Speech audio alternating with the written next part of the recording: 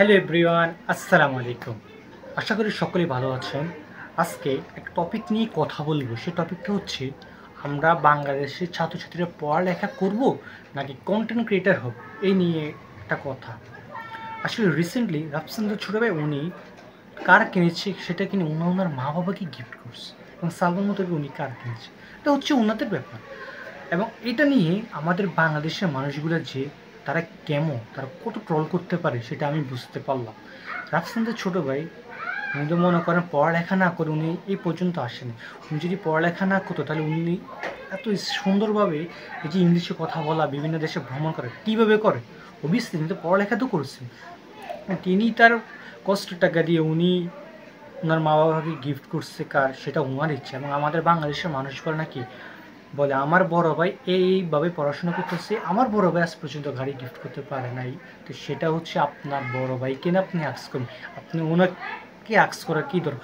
উনি ওনার টাকা ওনার মা বাবাকে গিফট করছে, এমন না তো উনি মনে করেন ওনার গার্লফ্রেন্ডকে গিফট করা নাই, নাকি শ্বশুরবাড়ির লোকদেরকে, ওই অন্য লোকদেরকে কেউ কাউকে দেয়নি। উনি কাকে দিচ্ছে? ওনার মা বাবাকে দিচ্ছে। এটা হচ্ছে গৌরবের বিষয়। এটা আমরাও ইন্সপায়ার হয়েছি, কারণ হচ্ছে একজনের দেখা দেখিতে আমরা উৎসাহিত হই। এটাই যে সিস্টেম।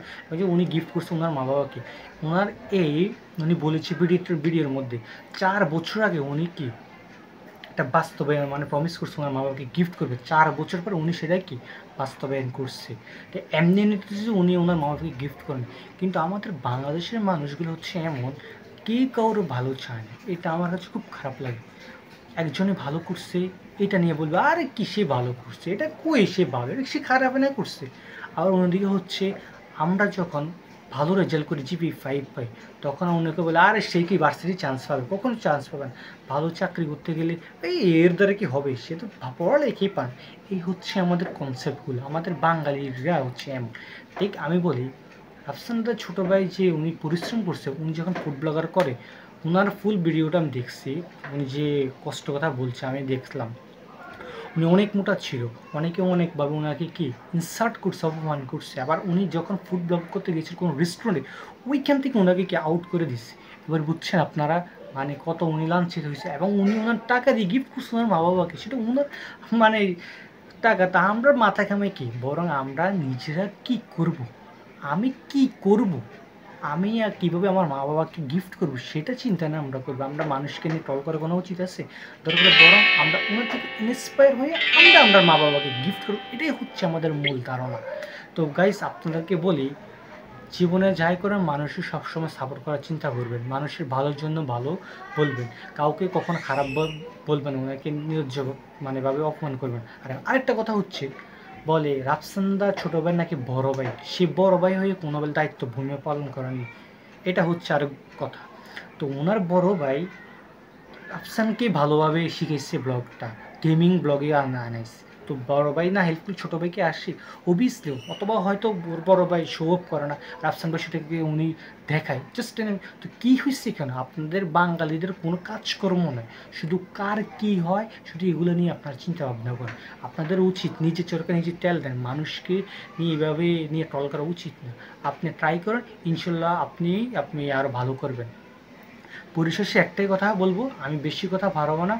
জীবনে আপনি কি করছেন সেটা আপনার দিকে তাকান, অন্যের দিকে তাকান। অন্য খারাপ করছে ওগুলো আপনার দেখার দরকার না। দরকার তাকে বলেন ভাই তুমি ভালো কাজটা করো, খারাপ কাজটা করো।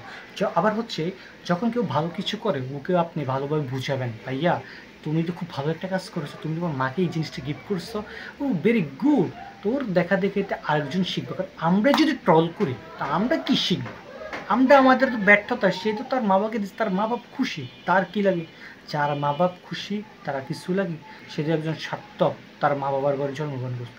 তো এটাই এটাই কথা আপনারাদেরকে বলবো, আপনারা সবাই সাপোর্ট করবেন, উৎসাহিত করবেন। আর মেন কথা হচ্ছে পড়ালেখা অবশ্যই করতে হবে। পড়ালেখা কেন তুমি করবে না? পড়ালেখার সাথে কন্টেন্ট ক্রিয়েটর আনো কেন? তুমি যদি পড়ালেখা করো তো পড়ালেখা করো, সমস্যা কী? পড়ালেখার মাঝামাঝি তুমি কন্টেন্ট ক্রিয়েটার করো, তোমার কি মানা করছি? তুমি পড়ালেখার সাথে কি কন্টেন্ট ক্রিয়েটার মিলাও কেন? তুমি পড়ালেখার মাঝামাঝি করো, কন্টেন্ট ক্রিয়েটার করো, চ্যান ত্যান সব কিছু করো, বাট পড়ালেখার মূল্য আছে রে ভাই, অবশ্যই মূল্য আছে। তুমি পড়ালেখা করবা, এটা আমার মেন কথা হচ্ছে ভাই। পড়ালেখার সাথে কন্টেন্ট ক্রিয়েটার কখনোই মিলাবেন না। কন্টেন্ট ক্রিয়েটার আজ আছে, ফেস ডিজিটালের শেষ। তোমার বিরুদ্ধে যে সার্টিফিকেটটা এটা তোমার অলওয়েজ থাকবে। এটা মাথা রেখো ভাইয়া, পড়ালেখার সাথে কখন কন্টেন্ট ক্রিয়েটর মিলিয়ে লাভ নেই। কন্টেন্ট ক্রিয়েটর তুমি অনেক স্ট্রাগল করতে হবে। আর যদি বলো আমি কন্টেন্ট ক্রিয়েটর করবো, তো করো, কেউ তোমাকে মানা করছে? তুমিও শাইন করো আফসানা ছোটো ভাইয়ের মতো, তুমি তোমার মাকে গিফট করো। পরিশেষে একটা কথা বলি ভাই, পড়ালেখা করেন, এটা লাভ হবে। আমি নিজে একজন ছাত্র, আমিও পড়াশোনা করি, জাস্ট আমি মাঝে মধ্যে ভিডিও দিই এই। তো মানুষের পিছনে কম ট্রল করবেন, তাহলে আপনার জীবন সুন্দর হবে। তো ওনারাই কিন্তু লাইফ শাইন করতেছে, আপনি কিন্তু কিচ্ছু করতে পারতেছেন। তো গাইস আর কি বলবো, আপনারা সবাইকে সাপোর্ট করবেন, সবাইকে ভালোভাবে জ্ঞান দেবেন, এটাই। তো ভালো থাকবেন, সুস্থ থাকবেন। আসসালামু আলাইকুম রহমতুল্লাহি বারাকাতুহু। কখনো পড়ালেখার সাথে কন্টেন্ট ক্রিয়েটার মিলাবেন। আর আপনি যদি কন্টেন্ট ক্রিয়েটার হতে চান হন, কোনো সমস্যা নেই, এর মাঝেও পড়াশোনা করতে পারেন, অনেক ছাত্রছাত্রী এভাবে করতেছে। ঠিক আছে, সে ভালো থাকবেন, বাই বাই।